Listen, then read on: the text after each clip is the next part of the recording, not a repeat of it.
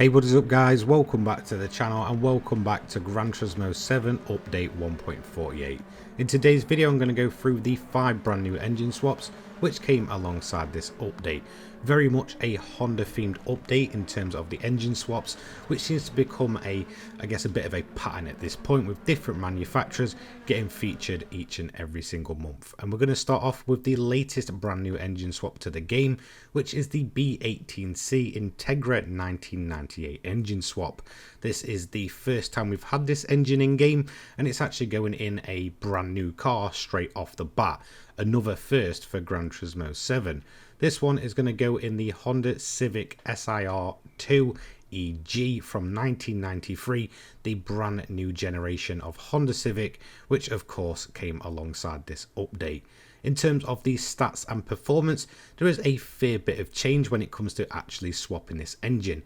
It's nothing absolutely mind-blowing, but as you can see, the PP rating goes from 396.53 to 426.53. In terms of displacement, 1797 from 1595 remains naturally aspirated.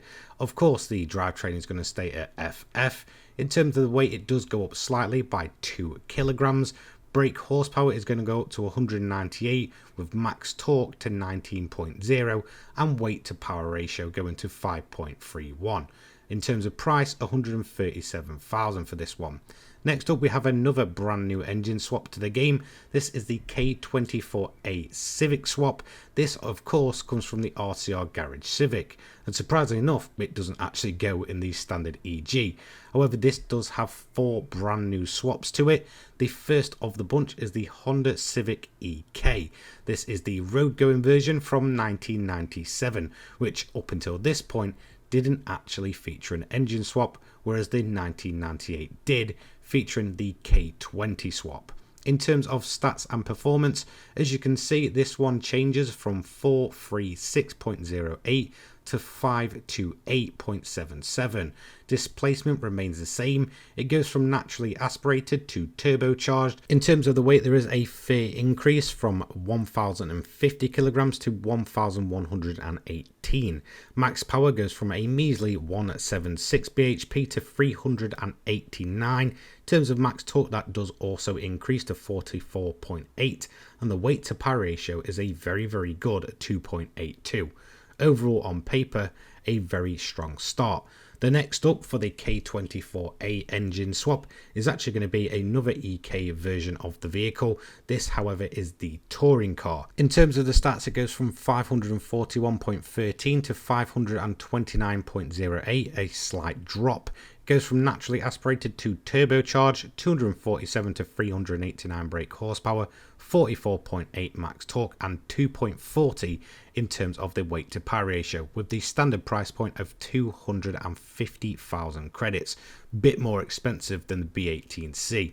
Next up, we have an Integra that is also getting an engine swap. This is going to be the Integra Type R from 1995.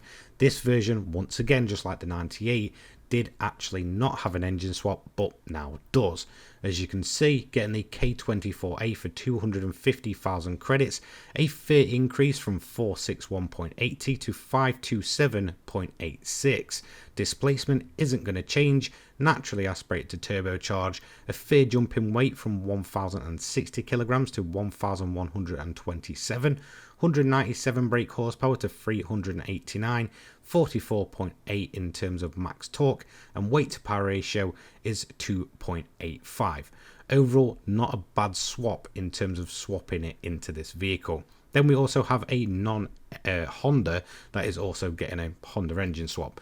Bit of an oddball this one. This is the Nissan Sileighty, which now does have the K24A Civic engine swap. This one I didn't expect, but it is also joining the rest of these swappable vehicles. This one goes from 462.18 to 535.23. In terms of displacement, that is not going to change. In terms of aspiration, again, not going to change. It is turbocharged. Drivetrain is, of course, not going to change. A little increase in terms of weight, so 1,170 kilograms to 1,191. 203 brake horsepower to 389. Max torque is, of course, 44.8, and weight to power ratio is 3.01. And that is going to conclude all of the 5 new engine swaps which came with update 1.48. Now we are very much seeing themes in terms of swaps so far this year. We've seen the likes of Mitsubishi have their sort of month, we've seen Chevrolet have their month, and now obviously we have Honda now having their month. Overall, this is fantastic to see. There is a decent selection here and they're all very buildable cars. In terms of the weakest one, I will probably have to say that the touring car is the worst of the bunch. However, the rest of them are very customizable and absolutely spot on. I'd probably say the highlight of all of these engine swaps is the fact that a brand new car straight away has an engine swap waiting to be put into it. It's fantastic, and I think this is something that Polyphony should continue on doing. I believe it is the first time this has happened, so hopefully it does continue down the line. Anyway, let me know what you think of the update 1.48 engine swaps down below. Have a fantastic rest of your weekend. Take care guys. Peace.